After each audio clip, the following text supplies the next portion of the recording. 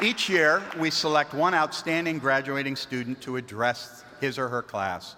I'm pleased to introduce you to today's Klein College speaker, John Dowding. John is graduating today with a degree in journalism. He also majored in Spanish and minored in political science. Those three disciplines in combination have driven John's time at Temple. He's made a name for himself as a bilingual multimedia journalist, anchoring and reporting on Temple University Television for Temple Update and the Spanish language version Lo Ultimo. In the summer of 2016, when the Democratic National Convention descended on Philadelphia, John, not yet even a sophomore at that time, worked as a correspondent for a national digital publication called All Digitocracy. As if this were not enough, he's also been a Next Generation Radio Fellow through National Public Radio, the host and producer of Temple Talk on TUTV, and the co-host of 2 political talk shows on the university's radio station, WHIP. He's interned at NBC Telemundo in Philadelphia and at CBS News in Washington, D.C.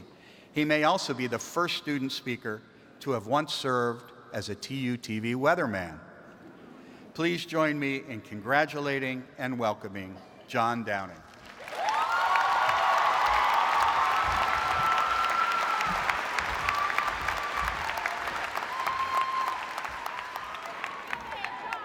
How y'all doing?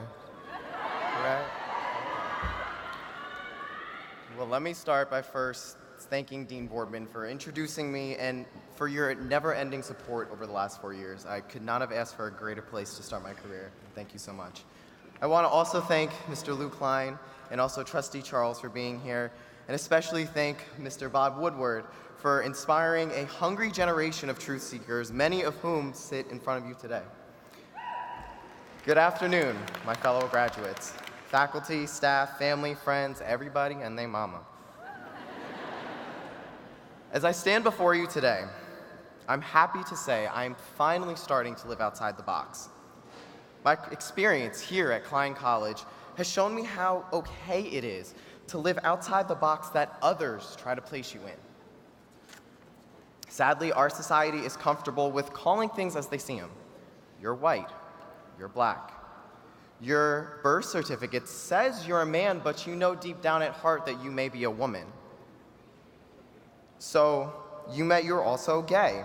So you must automatically love Beyonce and speak in a feminine tone. Look, my roommate Casey and I, we are still learning the choreography to Homecoming, Beyonce's Netflix special. So we gotta do that. But at the end of the day, these irrational and restrictive boxes are not universal. The United States is not a melting pot, but a salad bowl filled with unique, diverse, and equally important parts. Blending everyone together strips them of their originality and their diversity. For a while, I lived my life comparatively. I grew up with corned beef and cabbage on St. Patrick's Day, and I also learned to love the traditional Caribbean dishes from my St. Martin-born grandmother. But because I looked white, I was placed in that box, stripping me of my heritage. At 17 years old, I took the courageous step of coming out of the closet. That came with boxes of its own, each more demeaning than the next. Gay best friend, feminine, less of a man. My father also passed down his excellent hair genes, as you can see. And there you go. And I began to lose my hair by the beginning of my freshman year, and as funny as that sounds, it immediately made me rethink my career goals. How many anchors do you see on TV who are bald? How many anchors or reporters look like me on TV? Do I even have a chance of getting to where I want to be in my career? But here's a secret I'm excited to share with each and every one of you today. This wasn't a waste of my time. My family at home and here in Klein College have and continue to encourage me every single day, pushing me to new heights. As Dean Boardman mentioned, I reported at the 2016 Democratic National Convention at 19 years old. I interviewed senators up and down Capitol Hill when I interned for CBS News in Washington, D.C.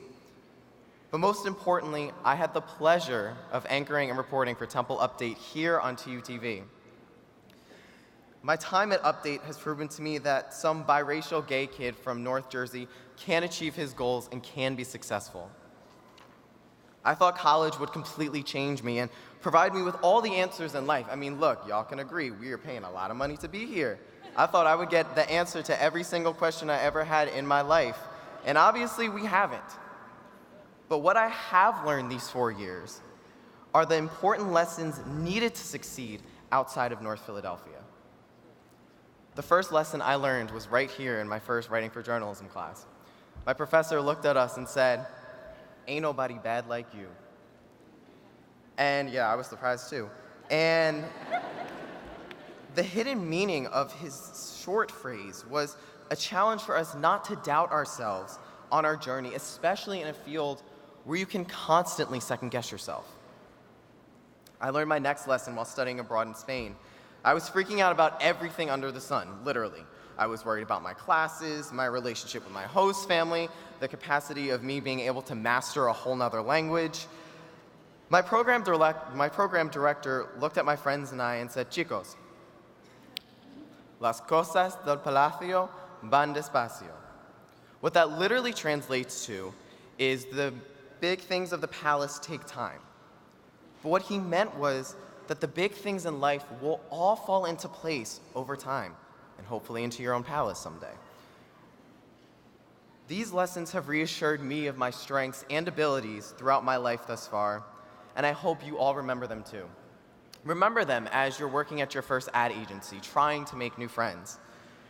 Remember this when you're working in your first TV market, in the middle of nowhere, which I'm probably excited to do myself. Remember this when you're in grad school, trying to push out your 30-page thesis. Just never forget, as one of my greatest idols said, "The best revenge is your paper." Congratulations, Klein College, class of 2019. And remember, as you face the big bad world out there, ain't nobody bad like you.